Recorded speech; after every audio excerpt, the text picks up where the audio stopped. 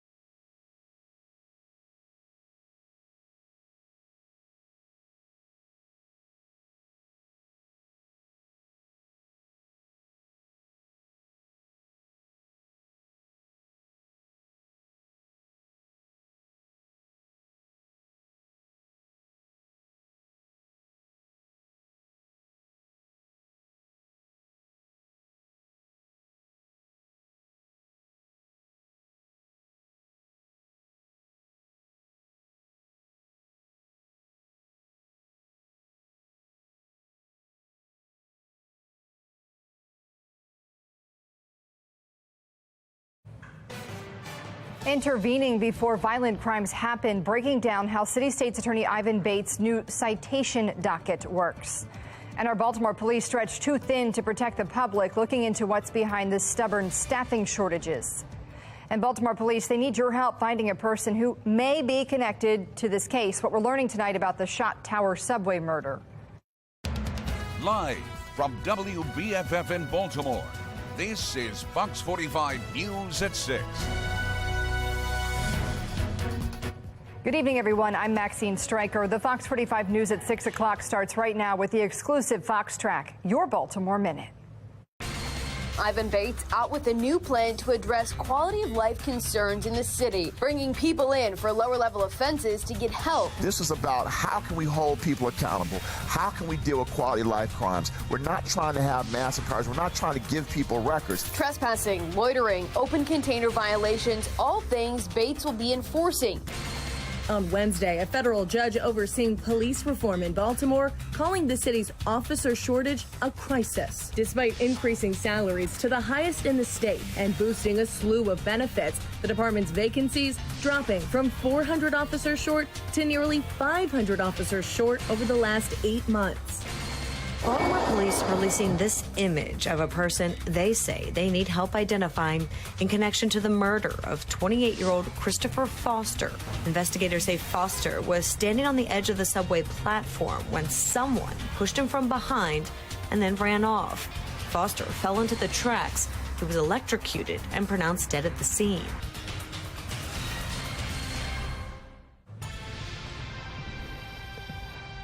Well, Ivan Bates has passed the 100-day mark as Baltimore City State's Attorney. In a Fox 45 town hall last night, he revealed his newest plans to fight crime in Baltimore.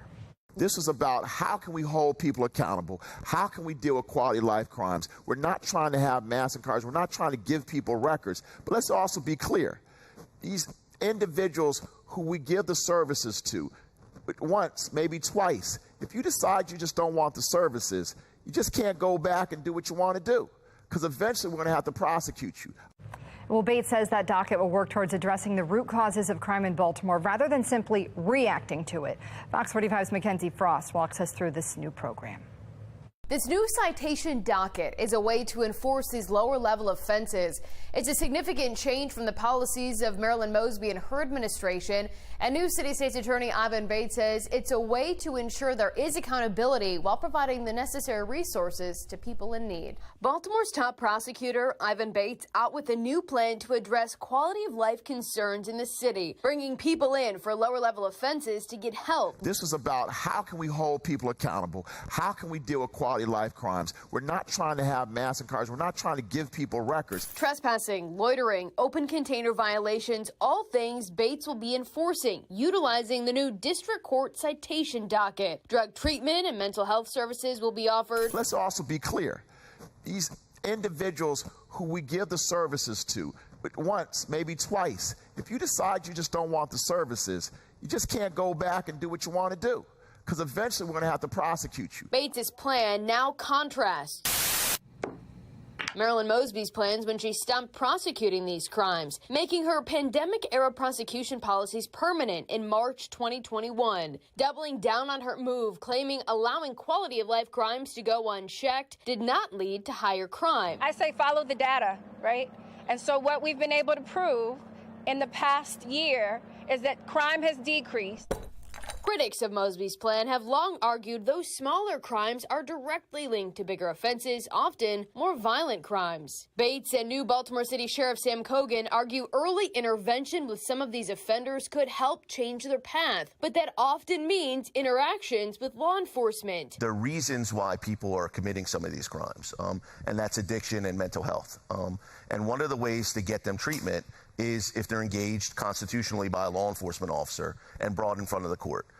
And some things like mental health court, that's exactly how you have to access that. And that sentiment shared by Baltimore County State's Attorney Scott Schellenberger, pushing back on Mosby's plans when she rolled it out. When you come to court, every judge asks, what is your underlying problem? And particularly in the area of drugs, they're going to ask if you have, obviously, an addiction problem. And then they're going to try to get you the help that you need to cure that problem. The goal of the citation docket, getting involved with people when they break the law, providing the right services and giving them the chance to move forward with their life. But if those resources are not utilized, Bates makes it clear there will be accountability, all to ensure people are safe in their own communities. Bates says he's looking to have this new citation docket operational later this spring. In Baltimore, Mackenzie Frost, Fox 45 News. If you would like to watch that town hall, you can watch it this weekend. It'll air on the CW tomorrow at 5 o'clock p.m. and right here on Fox 45 at 3:30 on Sunday afternoon. Plus, you can also watch it anytime on our website at foxbaltimore.com. Now, the town hall comes just days after Mayor Scott announced a curfew for kids in Baltimore this past Sunday. A massive gathering of teens at the Inner Harbor turned violent. Even with police on the scene monitoring the crowd, 2 teens were shot. The mass gathering was the second in the past 2 weeks that caused Inner Harbor businesses and roads to shut down. Enforcement is going to start Memorial Day weekend, but kids won't face the brunt of the consequences. The mayor says it could be their parents or guardians who are facing fines, with teens being introduced to services that are available to them. And while the new curfew is intended to crack down on youth violence, there are concerns it will be unenforceable, in large part due to staffing issues in the Baltimore Police Department right now. The department currently only has 1 officer for every 266 people in the city. It's nearly 490 officers short of what the department would consider its standard staffing. Law enforcement analysts tell Fox 45 it's leading to expensive overtime, slow emergency responses, and crimes going unsolved. It means I have to wait on the outskirts for my arriving officer to get there 15, 20 minutes later. That's what you got to do. The criminal element is not stupid to the fact that it's taking us longer to respond. So with that said, they have the advantage of continually doing their criminal acts. Despite the highest pay for police officers in Maryland and a sign-on bonus, BPD is still having a hard time attracting new recruits. Fox 45's Rebecca Pryor is taking a closer look at why staffing the department has become such a struggle. Well, the increase in pay was a step in the right direction, but experts that I spoke with say it still doesn't address the crux of this crisis. They say in Baltimore, what police are really in need of can't be bought. As crime continues to touch nearly every corner of the city. On Wednesday, a federal judge overseeing police reform in Baltimore calling the city's officer shortage a crisis. Despite increasing salaries to the highest in the state and boosting a slew of benefits, the department's vacancies dropping from 400 officers short to nearly 500 officers short over the last 8 months. We can make sure we have good recruitment incentives, good retention incentives. And we have those. What we have to do is also make sure we have good working conditions. According to Commissioner Michael Harrison, that includes retrofitting police stations, enhancing crime-fighting technologies, and putting officers in new cars. All improvements former Deputy Commissioner Jason Johnson says miss the mark. I think the biggest thing that's plaguing the recruitment effort in Baltimore is really the actions of public officials themselves, failing to support the men and women of law enforcement. According to Johnson, from the actions of city to state leaders, those pledging to protect our streets feel under attack. Last year, Maryland lawmakers stripping away officers' Bill of Rights, setting stricter rules for how police are investigated and disciplined, a measure then Governor Larry Hogan vetoed but was eventually overruled. And although she's no longer in office, Johnson says many officers still scarred by the 8-year tenure of former City State's Attorney Marilyn Mosby, who reached national prominence for pursuing criminal charges against police. It's going to be a very difficult and painful legacy for law enforcement in Baltimore to get beyond. They are not pro-police. Law enforcement expert Maury Richards agrees, saying the support officers are in search of isn't financial. And while a shortage of officers is a problem plaguing departments across the nation, I've studied departments, big departments all across the country. And I would say Baltimore, in terms of shortage and in terms of morale, is about at the bottom of the country. And so it's got to be turned around, or we really are going to run into a crisis, and it's not too far off. And as the officer shortage worsens, Baltimore City is once again on track to reach more than 300 homicides this year. It's a grim milestone that the city has hit for the past 8 straight years. In Baltimore City, Rebecca Pryor, Fox 45 News.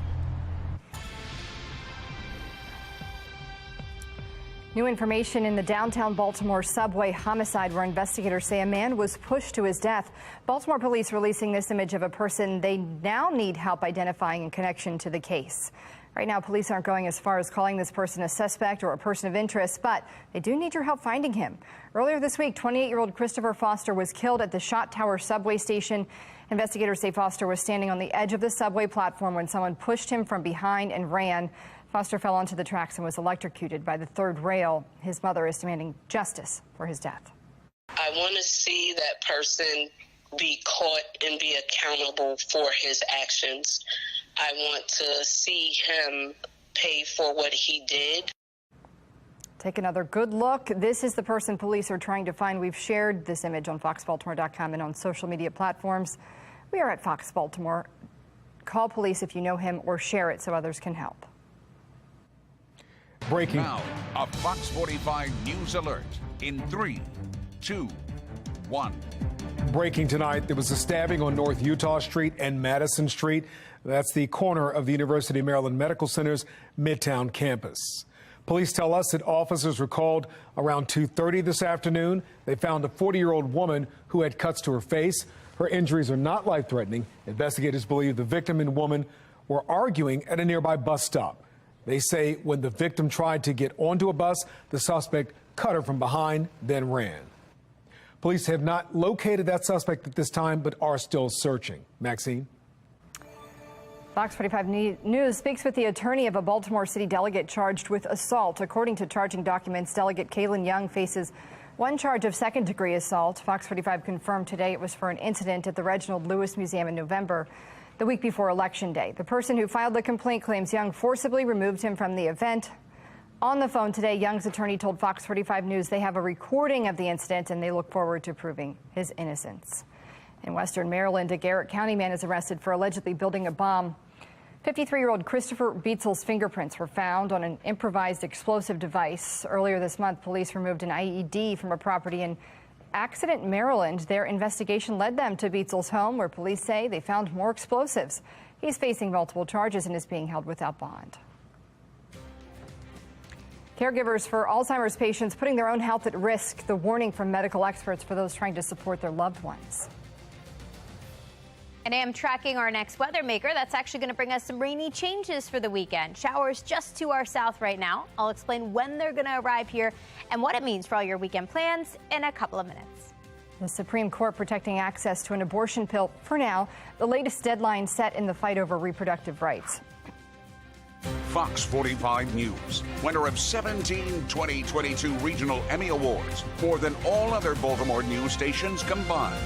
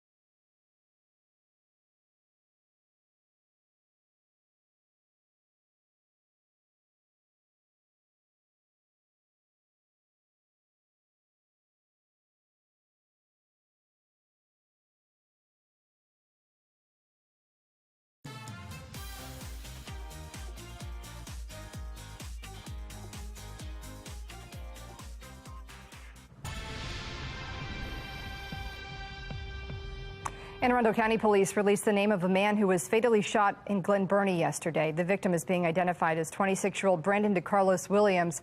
Police are still looking for the suspect, and anyone with information is asked to call them. Also in Glen Burnie, an 18-year-old is under arrest accused of crashing a stolen car, then attempting to steal two more. Around 4:30 this morning, police responding to a crash near Governor Ritchie Highway and Fitz Allen Road. Officers discovered the car was stolen just moments before the crash. Police then received reports of an attempted car theft near the crash scene. As they searched the area, they say they found the suspect attempting to steal a third car. He was taken into custody and faces multiple charges. Breaking tonight, the Supreme Court is blocking lower court rulings that restrict the use of the abortion pill mifepristone. A ruling from a Texas district court judge imposed restrictions on how women could access the drug and when it could be taken. Justice Samuel Alito is extending a hold on the lower court's ruling. The high court is asking both sides to weigh in by early next week over whether the limit should be allowed to take effect while the case works its way through federal courts. The drug is one of the most common abortion medications in the U.S. The National Guardsman accused of leaking Pentagon documents online made his initial appearance in federal court today. 21-year-old Jack Teixeira has been charged with unauthorized retention and transmission of national defense information. Teixeira was arrested by the FBI yesterday. According to charging documents, he began posting information about the classified material around December 2022 to the social media platform called Discord. He worked in IT for the military and held top secret clearance since 2021. People who sign agreements to be able to receive classified documents acknowledge the importance to the national security. In a written statement, President Biden praised law enforcement for their rapid action to investigate and respond in the leak of the classified documents, though questions remain as to how so much information was online for several months. More storms could hit South Florida after massive flooding wreaked havoc in communities there just this week. Fort Lauderdale was seemingly hit the worst. A historic amount of rain, more than 2 feet. The rainfall similar to that of a high-end hurricane. Schools, government buildings, and the airport were closed, and hundreds of residents had to seek refuge in emergency shelters. And it's time for your Fox 45 News Triple Cast. We are taking a look actually at a new weather maker headed our direction. You can see it on the radar. Lots of showers and storms to our south. They're traveling northward. But right now, not looking bad. The Inner Harbor, I still see some blue trying to peek through the clouds there. Looks like clouds have taken over in Towson already. So here's the details on that next weather maker. It is moving through this weekend. Actually, showers return as early as late tonight, and then showers and some storms show up tomorrow afternoon, tomorrow evening. We get a brief break from the rain during the day on Sunday, but it looks like Sunday night, that's when the main event happens. The main cold front comes through, setting us some additional showers. And the whole weekend, just mild and actually a little more humid because of this extra moisture moving back into our region. So if we take a look at what's happening on the weather map right now, we can see lots of showers and storms off to our south. We see one batch of showers getting closer and closer to us. It is fizzling as it travels northward. It's encountering some very dry air in place and pretty much falling apart. That being said, a couple of showers, couple of sprinkles will reach us within the next couple of hours, with most of the rain coming through tomorrow. Now let's talk timing. A few showers tonight, otherwise it's overcast. Some rain will actually move through overnight tonight while most of us are sleeping. Looks like we'll start off your Saturday overcast, but then some showers and some storms fire up late tomorrow afternoon between 3 and 5 o'clock. That's the time period where you might briefly have to move your outdoor plans inside. Looks like we'll then take a break from the showers and the storms Saturday night heading into Sunday. Much of Sunday is dry. That's the better of the 2 days for anything you want to do outside. But then look at what's building off to our west. That would be the next weather maker, the next cold front coming in as we get into your Sunday night. So after sunset on Sunday, that's when this batch of showers will roll through, and that's the cold front passing through overnight Sunday into Monday.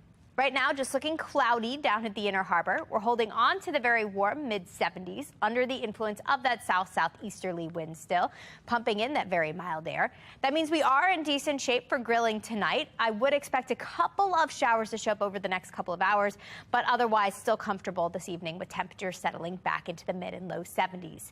I did throw that chance for showers and storms into our planner for tomorrow. Every hour includes it because they will be hit or miss. Temperature-wise, not as warm as it has been the past couple of days, but still temperatures running above average. Plus, it's going to be humid, making it feel a little warmer than it actually is. Here's how the rest of the weekend plays out. Showers and storms likely throughout Saturday afternoon, Saturday evening. Most of Sunday is dry, mostly cloudy, and actually even warmer. We're getting close to 80 again. But then I am tracking that chance for some showers as we close out the weekend, and that's the passage of that cold front. So in just a couple of minutes, I'll let you know exactly what this means for our temperatures ahead in our exclusive 10-day forecast. Weather Window, presented by the National Weather Desk. Cirrus uncinus clouds appear in the Washington state skies. Also known as mare's tails, they generally are ahead of a warm front that will soon bring cloudy skies and rainy weather. Planting season in Arkansas is underway with a magnificent orange sky in the background. And the Skagit Valley Tulip Festival is in full bloom north of Seattle. It's the largest tulip festival in the United States. For more content like this, follow the National Weather Desk on TikTok. Taking care of a sick loved one may lead to health issues for yourself. A closer look at how Alzheimer's hurts not only patients, but the people trying to support them.